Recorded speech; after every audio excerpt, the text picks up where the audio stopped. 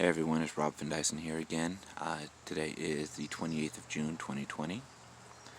I'm back up here at Hobble Creek Canyon, got a nice little fire going. And I just really enjoy it up here. It's kind of become a routine, come up, have a small little fire, record my video, things of that nature. So, the creek behind me has lowered in flow. It's not nearly as deep as it used to be. And as I'm sitting out here, just watching the fire, thinking about what I want to record. As you can tell, these videos are not scripted. And a lot of times when I come up here, I don't know what I'm going to talk about. But I was up here and watching the fire, watching the creek, and I noticed this small little fish splashing through and getting to areas where it can get some more food. At least that's what I assume it's doing. And kind of got me thinking. It did it several times, and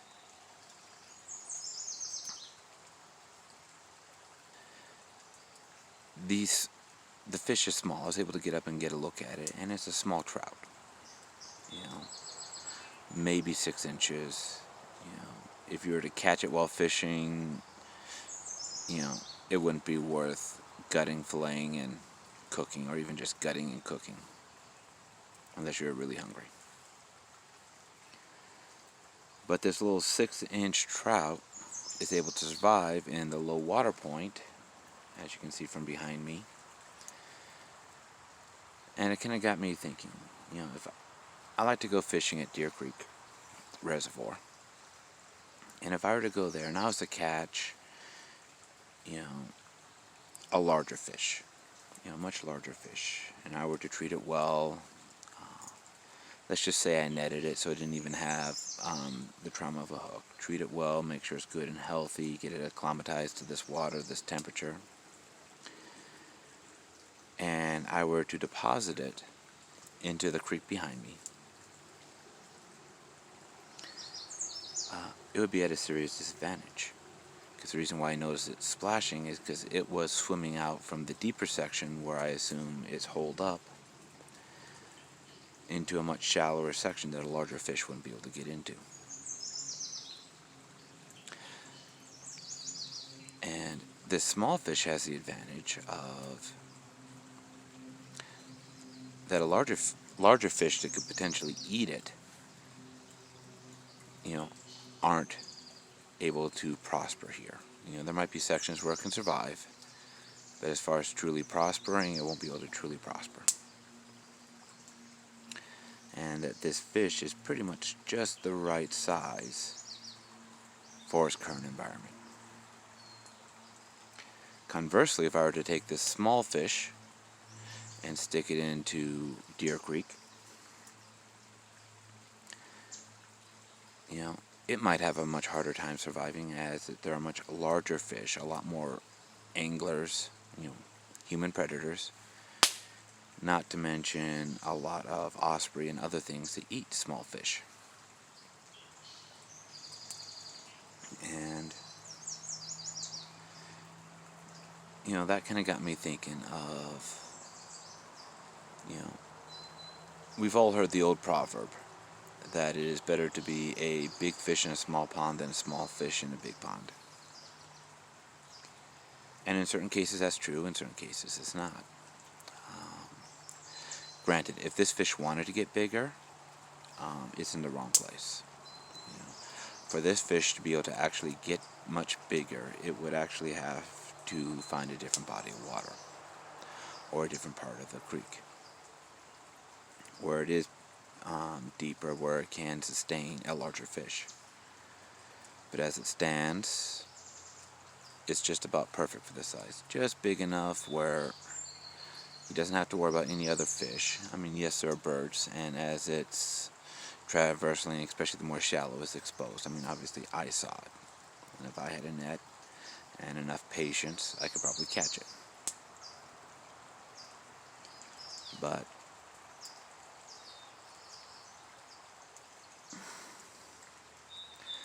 the point I kind of took from it is to look where you are and to kind of figure out what's the appropriate size for where you are. And to find that niche and to make it your home. Now, we as human beings have an advantage. If we want to be a bigger fish, you know, we can move either physically or just move our market or whatever, however you define being a big fish is. And especially with online sales, online reach, you might not even need to physically move, just kind of change the marketplace that you are swimming in, so to speak. But to look at that and just kind of say, okay, you know what? I am currently in this niche. What can I do in this niche? Do I want to even get bigger? I really have no aspirations of, running a Fortune 500 company, starting a Fortune 500 company, for several reasons. I have no ambitions of, being a major player on the global market. I'm happier to be a smaller fish than that. But as you look at it, this fish on the other side of the creek is a little deep spot with a large tangle of roots and driftwood, just giving it a nice little protected home. It's small enough that it can get into different areas and expand its source of food instead of just having to wait in that deeper area for food to come by. It's, this creek never fully dries out. It floods. And when I say floods, that just means that the water table goes up quite a bit. But it never dries out. And so if that fish, and obviously I'm anamorphizing here, decides that, I don't want to get any bigger, it's actually in a really good spot. And it can live out its life, nice, happy, as about a 6-inch fish. And that's just fine. You don't have to have goals of, global presence. Whatever your definition of success is, you're not required to be a household name. Now you may want to be. Those who are like musicians may want to become a household name. Others are happy just going down and playing in a local college bar. And, it gives them the benefits that they're looking for without the negatives of being a global name, Because, think of your favorite household name musician. There's a lot of benefits that come with that, but there's also a lot of headache. There's also a lot of headache with being a smaller time. And, when I get to my ranch, I do want to serve a large market. My blacksmithing, I have the internet. I can sell stuff to China. I can sell stuff, globally, it's provided that whatever I'm selling is legal wherever it's going to. And heck, I don't even need to add in or account for the shipping, tariffs, all that other kind of stuff when I do my work, because I would build that into the shipping cost. And, I think my main point here is to figure out where you want to be, and find a hole, you know, that is big enough that you can live comfortably with what you want.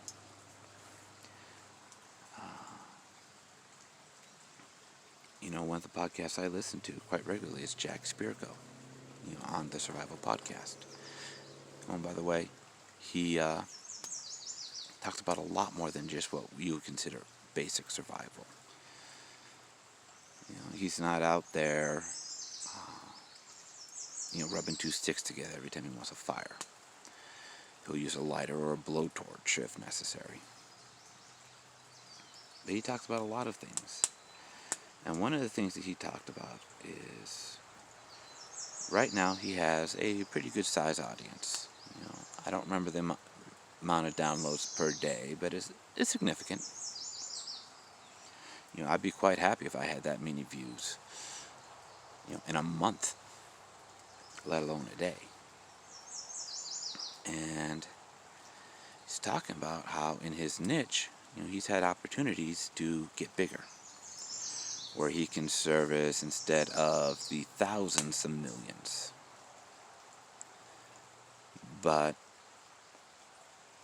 to do that, he would have to make changes that he decided he didn't want to make. And he says, you know what? I am happy in the pond that I'm in. I think it's big enough if it gets a little bit bigger. If I get a little bit bigger, great. But I don't want to have to change my message to appeal to a larger audience. I don't want to have to sell products or market products on my show that I don't believe in. And so, he's turned down offers that would increase his income, increase his audience, increase his reach, because he's like, you know what, I'm happy here. And if I make the changes to become a big fish in a bigger pond, or a bigger fish in the pond, those changes are going to affect what makes me happy. And it's going to make me not happy. So I'm going to stay right where I am. Now, please don't misunderstand me. This is not meant as an excuse for complacency or,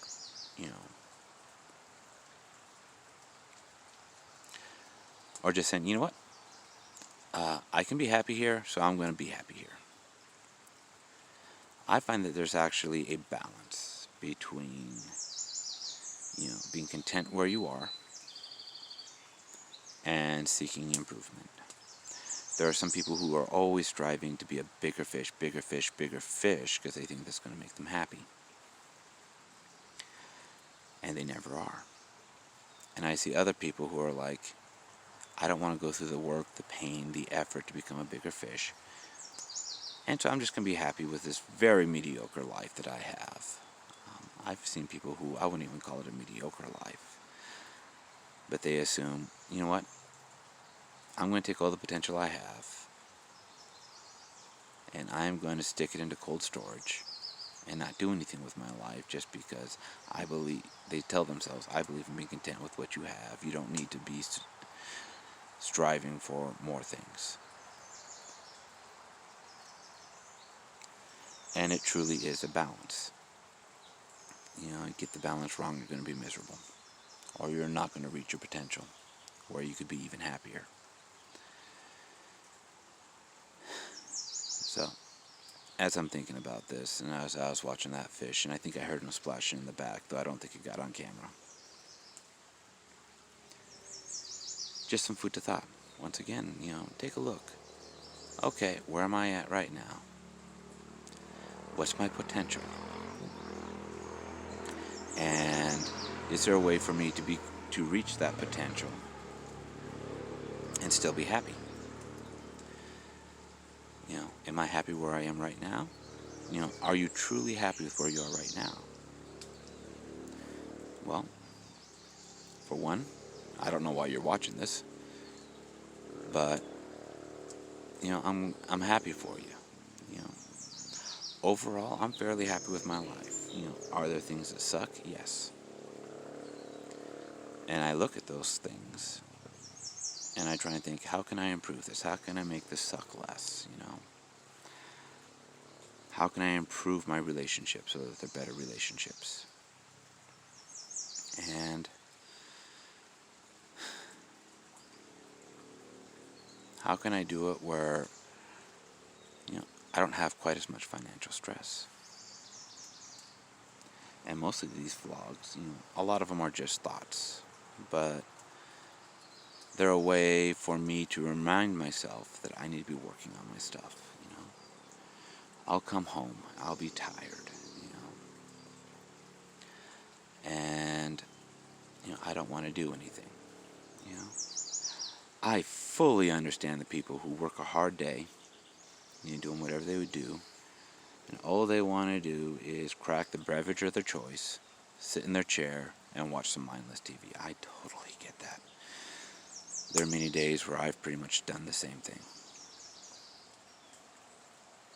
But I'm not fully happy in the pond I'm in right now. I'm not a big enough fish.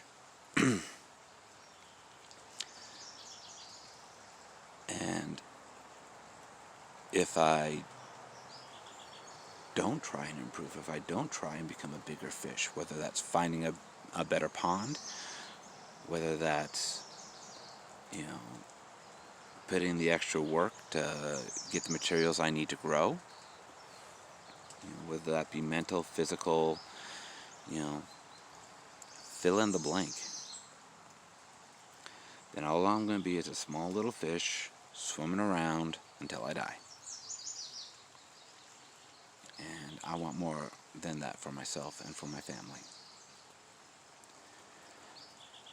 So I'm going to go ahead and end it here. I'll probably leave a couple of minutes or actually probably about 30 seconds of the stream going by at the end of this video, provided I can get it edited. And I am wishing all of you, take a look at where you are, take a look at where you want to be, and work towards your dreams. Alright, Finn Dyson out.